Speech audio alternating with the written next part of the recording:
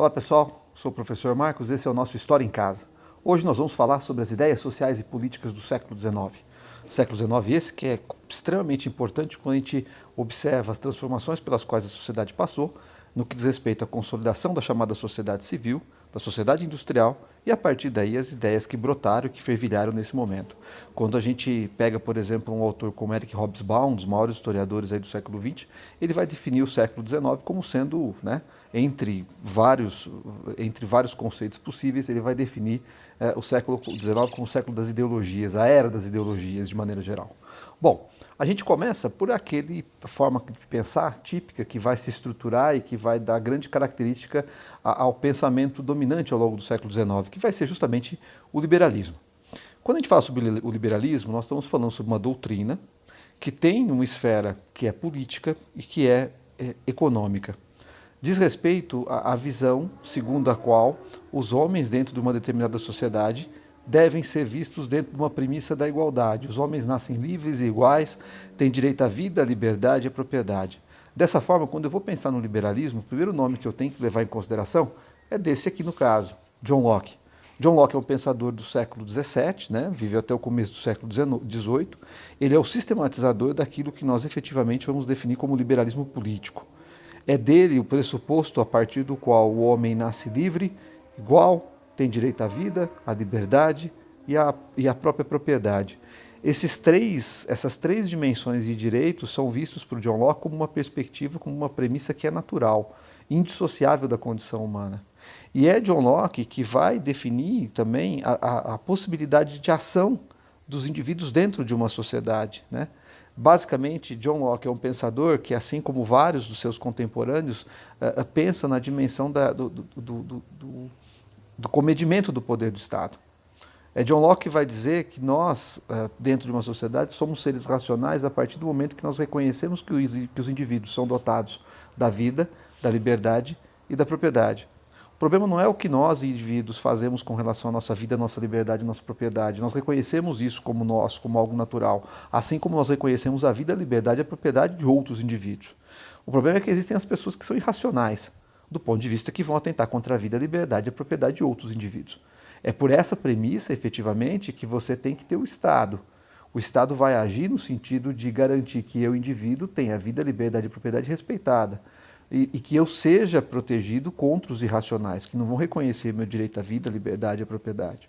O Estado, portanto, ele é fruto de um contrato, a partir do qual eu, indivíduo, assim como outros indivíduos, abrimos mão da nossa força física em prol dessa organização maior que é o Estado, e que efetivamente vai atuar no sentido de impedir que outros indivíduos irracionais atentem contra o meu direito, que é natural.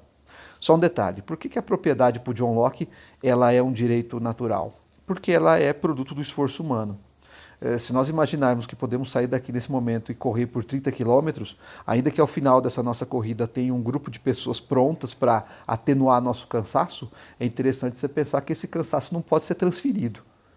Então, da mesma forma que eu não posso automaticamente transferir o cansaço, o produto do meu esforço, para um outro indivíduo, a propriedade que eu tive, que eu constituí com o meu esforço, com o meu cansaço, também não pode ser transferida. Então, John Locke está na base do pensamento liberal, no que diz respeito à esfera política. Há que se também pensar que quando eu vou falar sobre a perspectiva do pensamento liberal, eu tenho que atentar para que essa aconteça dentro de uma esfera que é econômica. E John Locke não nos deixa mentir nesse aspecto. Tá? Aliás, John Locke tem a base do liberalismo político, mas o liberalismo econômico, a base do pensamento é justamente Adam Smith. Tá? Autor de A Riqueza das Nações, vai falar que a riqueza das nações não estava associada à quantidade de metais preciosos ou riqueza que um país possuía em termos naturais, mas a capacidade que essa sociedade tinha de produzir. A riqueza da nação é o trabalho. Tá? Na verdade, quando a gente pega Adam Smith, a gente está vendo surgir aí aquilo que daqui a pouco será discutido como teoria do valor.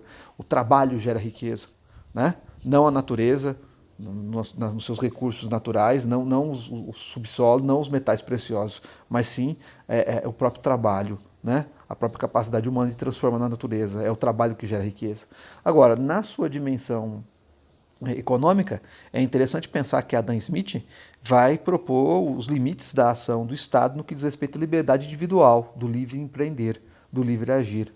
O homem ele tem uma dimensão econômica que é propenso a poupar e, ao mesmo tempo, né, acumular no que diz respeito ao que ele trabalha, ao que ele produz. E toda e qualquer forma de intervenção do Estado é nociva.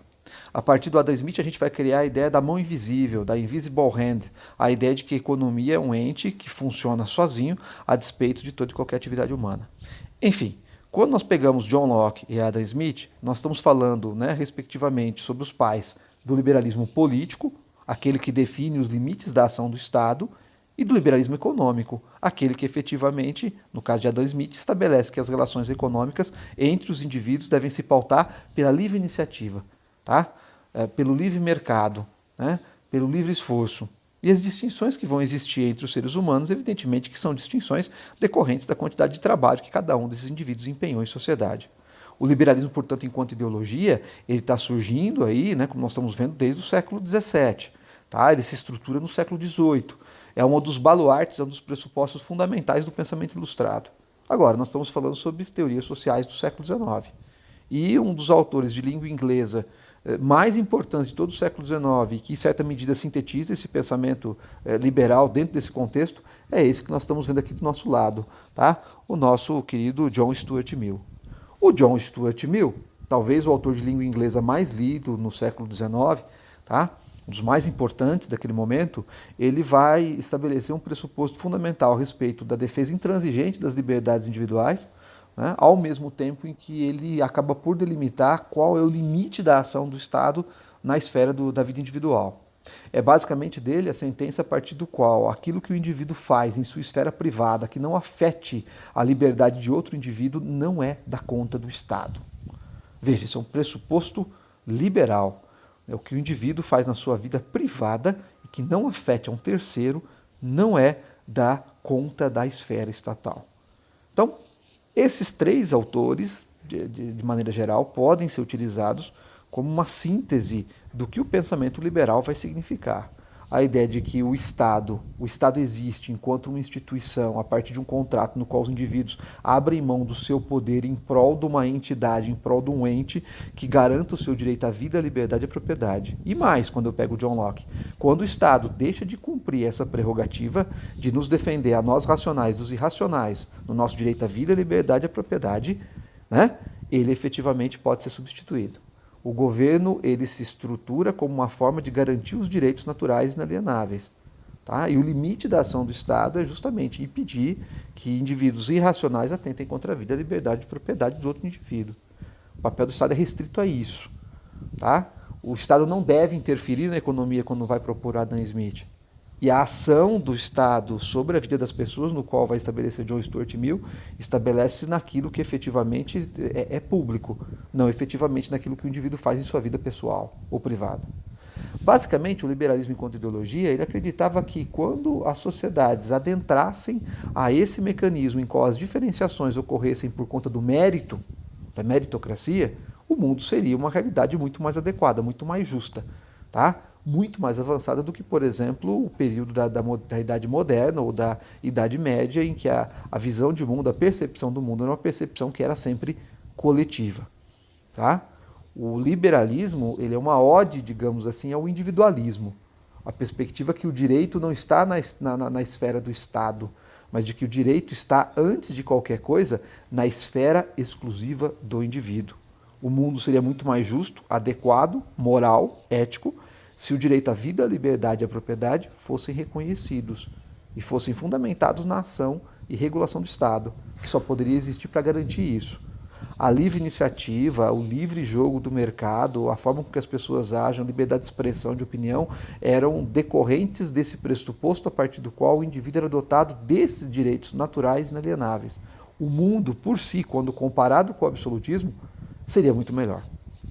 O problema, entretanto, pessoal, é que quando a gente observa o desenvolvimento da sociedade industrial e o avanço das tecnologias que vão ocorrer a partir aí da primeira e da segunda revolução industrial, nós vamos perceber de uma forma muito interessante, muito contundente, que, diferentemente do que se apontava, na verdade a sociedade vai avançar para um problema muito mais sério no que diz respeito às questões sociais.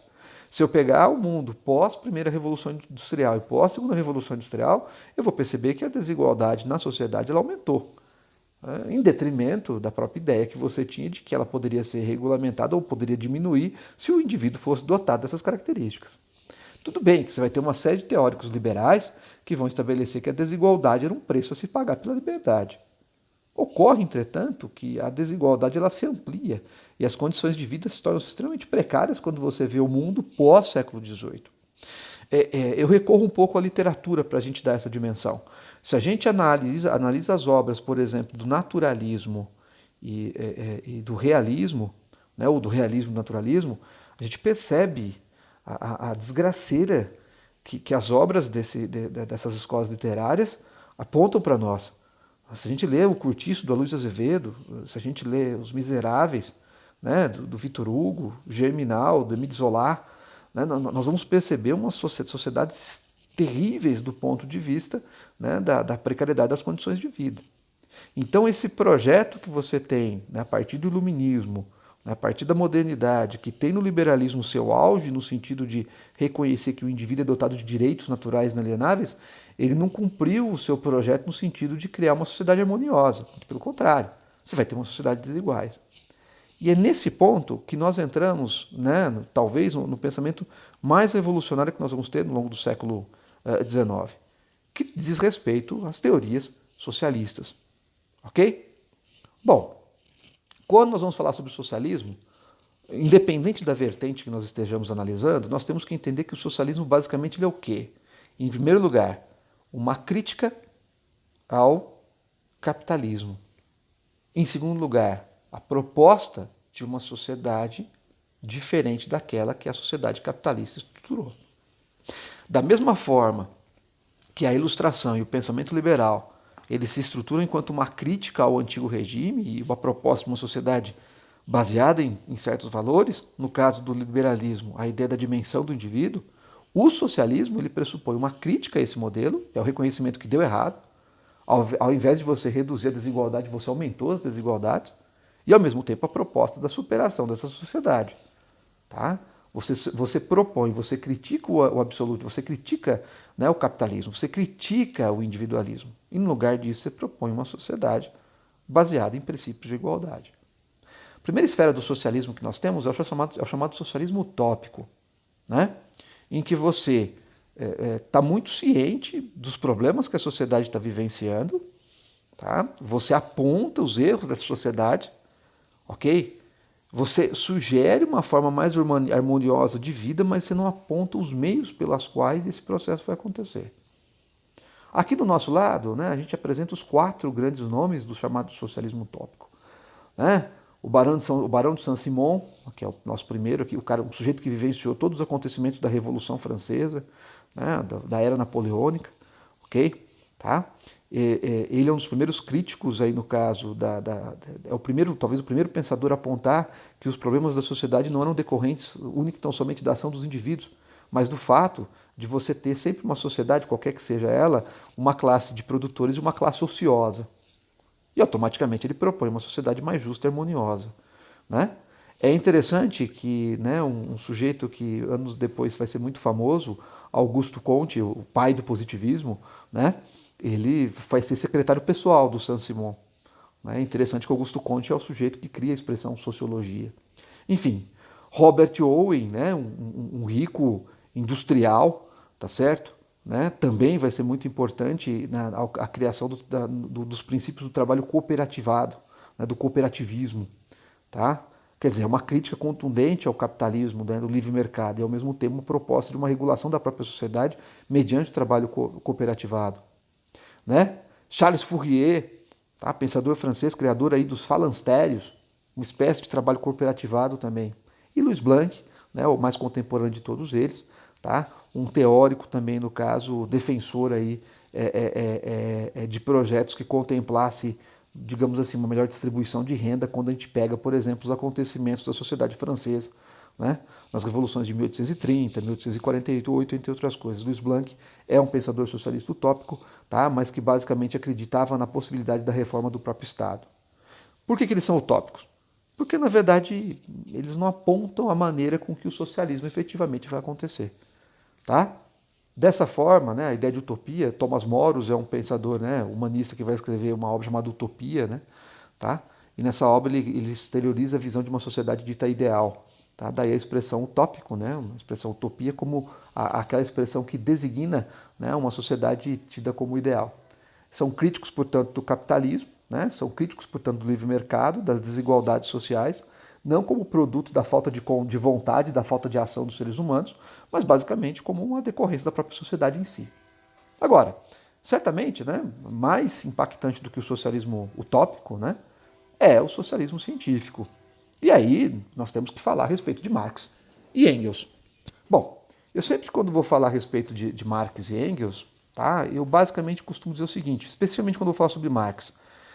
Marx é o pensador que melhor compreendeu o funcionamento do sistema capitalista. Ele é um pensador revolucionário? É, claro, evidente. Só que é muito raso quando você resume o pensamento marxista único e tão somente, né, ao manifesto do Partido Comunista e a ideia de que a revolução proletária vai acontecer, ela vai acontecer de forma inexorável. Isso é muito pouco. Marx era um jornalista, um filósofo, um pensador social, que melhor descreveu a forma que descreveu de forma extremamente precisa a maneira com que o capitalismo se organiza. Tá? Tudo isso que você sempre estudou, a ideia de que o capitalismo tem duas classes sociais, burguesia, proletariado, que há uma relação de exploração entre elas, através do trabalho não pago, que é a extração da mais-valia, e que o desenvolvimento tecnológico possibilita, né, a extração da mais-valia relativa, fazendo com que as pessoas trabalhem cada vez mais e ganhem cada vez menos, né, como um imperativo de geração de lucros, são teses marxistas.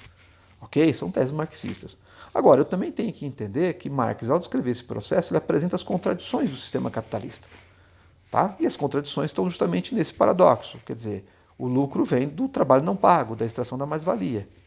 Tá? Para que você gere lucro, tá? Você tem que continuar extraindo a mais-valia, fazer com que as pessoas trabalhem mais e ganhem cada vez menos. Obviamente, a contradição é essa. A classe que trabalha é também a classe que consome. A classe que produz é aquela classe que é explorada. Então a contradição está nessa coisa bastante evidente. Você explora aqui aquele que efetivamente você depende. Né? É muito interessante a gente pensar que Marx ele acaba por responder à teoria do valor formulada originalmente por Adam Smith, ao dizer que o trabalho gera riqueza através da extração da mais-valia. O acúmulo de capitais é possível a partir do momento em que você extrai do trabalhador, aliena o trabalhador, né, tira dele a capacidade de compreender o trabalho. Né? No capitalismo, o trabalhador é triplamente alienado, a ferramenta não é dele, a matéria-prima que ele transforma não é dele, tá? E o produto final também não lhe pertence. E é através da extração da mais-valia que você efetivamente consegue gerar lucro. A geração do lucro, por sua vez, ela acaba por significar um processo inexorável. Vai haver um momento em que a classe proletária vai tomar consciência que é explorada. Ela vai deixar de ser classe em si e vai passar a ser classe para si. Né? E aí, no manifesto, quando você lê, você observa que a única coisa que o proletariado tem a perder são suas correntes, são seus grilhões. Né? Proletário de todo mundo, univos. Tá? O manifesto do Partido Comunista é escrito por Marx e Engels. Quando nós nos referimos ao chamado materialismo histórico dialético, nós estamos nos referindo à ideia de que para você compreender a sociedade, você tem que compreender como ela se organiza do ponto de vista material. A consciência determinada pela base material, né? Então tudo que eu penso é decorrente da estrutura da sociedade em que eu estou inserido. E a ideologia que eu formulo dentro de uma sociedade, ela acaba voltando e fazendo com que essa sociedade permaneça da mesma forma. Então você só consegue ter transformações na forma de pensar de uma sociedade a partir do momento que você transforma a base material dessa sociedade. E o que transforma a sociedade, o que faz com que a sociedade se desenvolva, se altere, é o que Marx vai chamar de luta de classe. Ou seja, da mesma forma que no passado a burguesia tomou consciência de classe, tirou a nobreza do poder, tá? Vai haver um momento que o proletariado vai tomar consciência do que está acontecendo, né? E vai se revoltar. E é interessante os locais em que Marx propõe essa tomada de consciência a maior. Inglaterra, Alemanha, Estados Unidos. Não por acaso as grandes potências industriais do momento em que ele está escrevendo. Marx vivenciou, por exemplo, os acontecimentos das revoluções de 1848. E ele vai dizer, né, que a revolução não aconteceu porque o proletariado não tinha ninguém que o articulasse do ponto de vista de escancarasse ou de direcionar os seus objetivos mais imediatos. A luta de classes é o motor da história. né? E através das transformações na base econômica da sociedade, ou seja, através das transformações na infraestrutura de uma sociedade, altera-se a superestrutura, que é a ideologia da sociedade. E a partir das transformações na ideologia da sociedade é que você efetivamente consegue observar as mudanças na própria sociedade.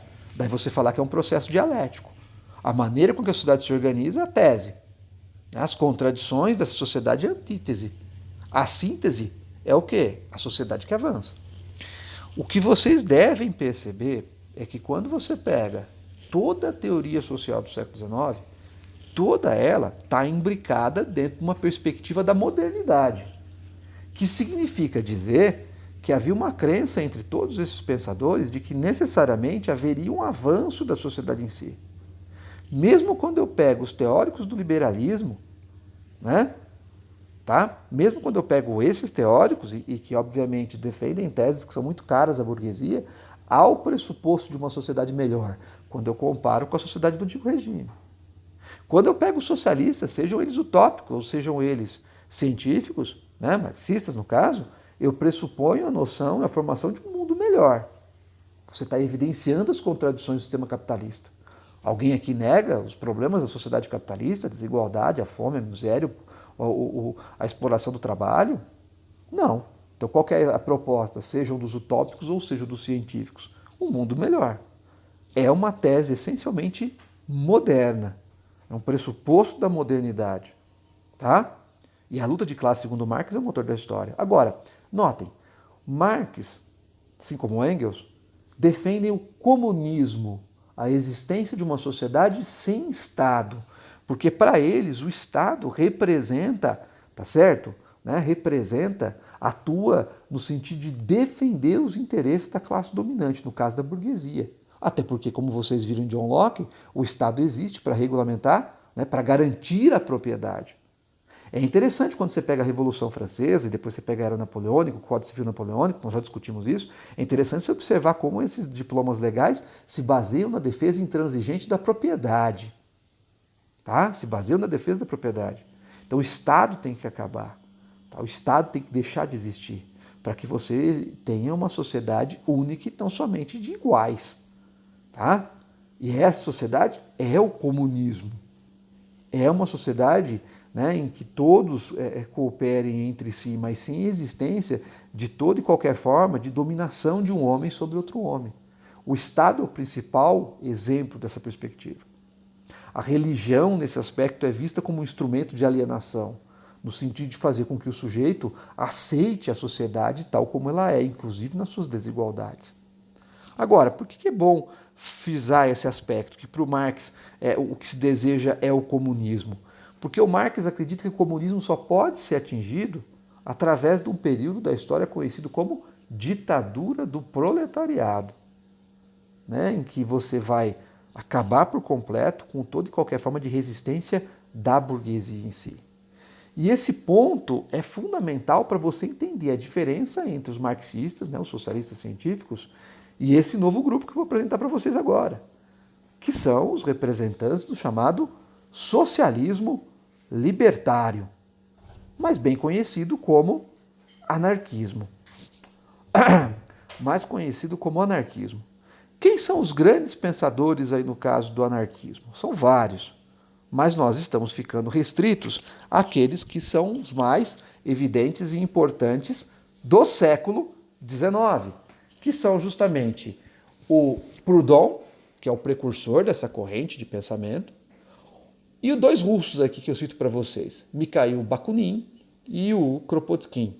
Agora, o que é interessante quando eu pego esses pensadores, primeiro, é que eles vão ter uma coexistência muito interessante com os socialistas utópicos, socialistas científicos, perdão.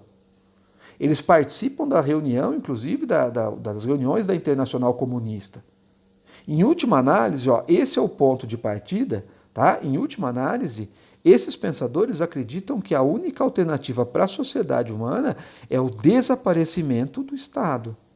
Em outras palavras, o anarquista, ele em última análise, deseja, né, o fim do Estado. Só que a diferença fundamental que nós temos que ter é que enquanto o socialismo científico ele acredita na ditadura do proletariado como um fator que garanta o avanço para uma sociedade comunista, O anarquismo, por sua vez, ele acredita que isso tem que ser feito de forma imediata. Imediata. O Bakunin, por exemplo, ele é famoso por uma frase em que ele diz o seguinte: se você pegar o mais revolucionário dos homens e dar a ele poder, ele vai se transformar no mais terrível dos czares. É como se o anarquismo tivesse uma observação um pouco mais contundente na esfera dos próprios indivíduos em si. Eles enxergam que os indivíduos dentro de uma classe efetivamente não têm uma visão homogênea e basicamente exteriorizam características muito específicas do próprio ser humano. É muito interessante, por exemplo, Proudhon.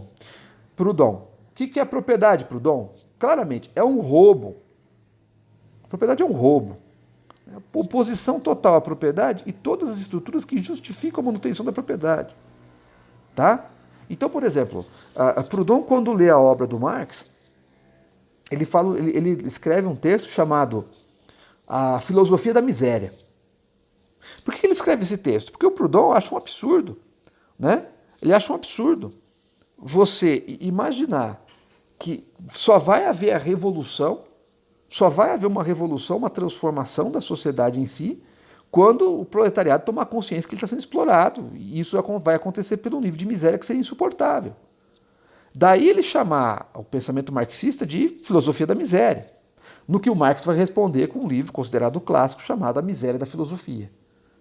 O que é interessante é que os anarquistas eles nunca atuaram numa perspectiva de tentativa de controle do aparato político mediante a tomada do poder político. Não, eles querem erradicar inclusive isso imediatamente.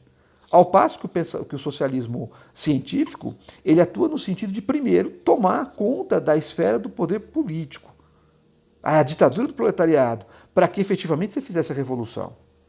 Os anarquistas imaginam que, na verdade, você não pode ter essa etapa, porque senão essa etapa se corrompe. Quando você pega os escritos desses três pensadores e você os lê, e sabendo tudo o que aconteceu ao longo do século XX, a ascensão da União Soviética e seu declínio, né? E como as experiências de esquerda ao redor do mundo se transformaram em experiências autoritárias, ou mesmo quando você lê o George Orwell, A Revolução dos Bichos, por exemplo, né, que é uma crítica pesada ao stalinismo, você percebe, em certo sentido, que os anarquistas têm uma certa razão. Do ponto de vista deles efetivamente terem apontado um fato elementar. A maneira com que estruturas burocráticas que fossem criadas, ainda que com o intuito de assegurar o poder do proletariado, poderiam ser corrompidas por visões essencialmente humanas. Essa é uma análise possível. De maneira geral, o socialismo científico e o socialismo libertário, no caso o anarquismo, eles pressupõem a ideia de uma sociedade sem Estado. Só que enquanto o socialismo científico pressupõe que isso deve acontecer de forma imediata, enquanto o socialismo pressupõe que tem que ter primeiro a ditadura do proletariado, o anarquismo pressupõe que isso tem que ser feito de forma imediata. De forma imediata. Ok? Agora, o que é interessante a gente pensar é que você também tem, nesse século XIX, a Igreja Católica se posicionando. Né? E é muito interessante que em 1891 a Igreja Católica tenha elaborado a encíclica Rerum Novarum, ou das coisas novas, como é conhecida, pelo Papa Leão XIII, né? E esse sujeito que vocês veem aqui ao lado, um dos maiores pontificados da história.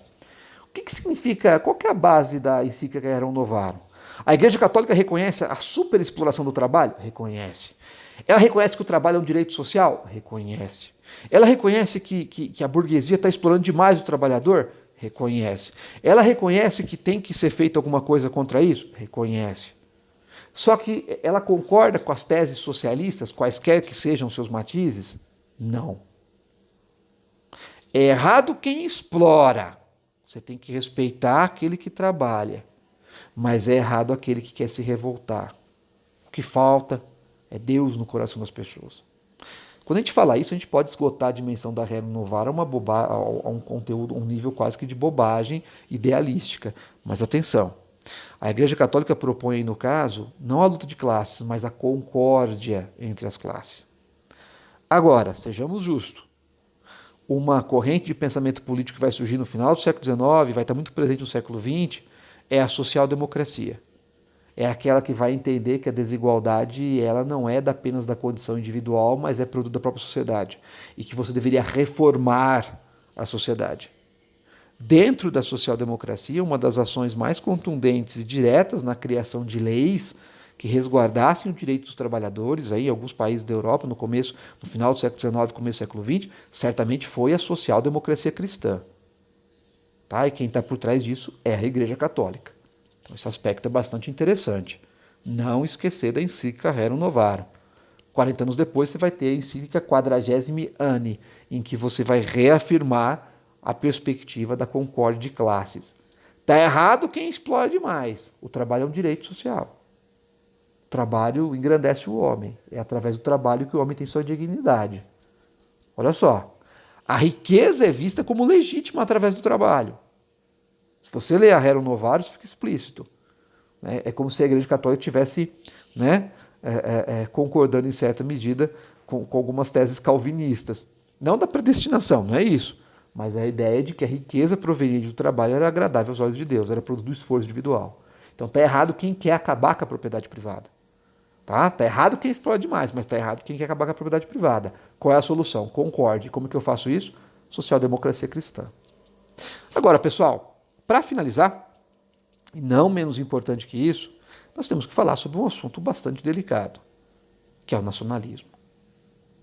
O nacionalismo, ele diz respeito a um conjunto de doutrinas e visões de mundo que despertaram aí a partir de 1848, tá? A partir das revoluções de 1848, o ideário da nação. A ideia de que pessoas que tinham uma mesma cultura, um mesmo idioma, uma mesma origem, às vezes étnica, naquele momento chamado de raça, né, deveriam estar agrupados sob o mesmo território, dentro de uma mesma fronteira. Fala-se muito que a ideia da nação ela é uma consequência desse pensamento iluminista, ilustrado, que racionaliza a nossa condição enquanto indivíduos e, ao mesmo tempo, pertencentes a um conjunto específico dentro de uma sociedade. Fala-se muito, por exemplo, sobre como os exércitos napoleônicos transcenderam por toda a Europa a ideia de nação. Eu não combato por um reino, eu combato por uma pátria, por algo que me dá comunidade em relação às outras pessoas. Só que a grande coisa que eu queria colocar em relação ao nacionalismo é que, para ele existir, ele sempre pressupõe a relação nós e os outros. Só existe uma nação porque existe um conjunto de outros povos que são diferentes daquele que estão criando a nação. Então, se por um lado o nacionalismo ele pode ser visto como algo positivo, quando eu vou falar sobre identidade nacional, cultura comum, etc, etc, patriotismo, sentimento de pertencimento a algo maior, já de cara o nacionalismo pressupõe uma relação distinta com relação aos outros, O nacionalismo ele se contrapõe, portanto, ao universalismo que você pode entender e pode observar, por exemplo, nas próprias teorias sociais, nas próprias teorias socialistas, digamos assim. Então, o nacionalismo ele pressupõe a ideia de uma identidade comum, própria, mas que necessariamente te distingue do outro. E quando eu vou pensar no século XIX, isso é muito forte, porque naquele momento eu tenho dois grandes povos na Europa que têm uma identidade cultural que você pode definir como comum, mas que estão fragmentados e que, na verdade, vão dar origens a grandes acontecimentos que vão nortear o final do século XIX, também chamado, tá certo, de Era das Revoluções, tá certo, de era desses grandes acontecimentos, dessas grandes transformações em si. O século XIX é um período bastante marcante dessas teorias aí no caso. E eu basicamente estou me falando do quê? Da Itália e da Alemanha, que só se unificam na década de 1870.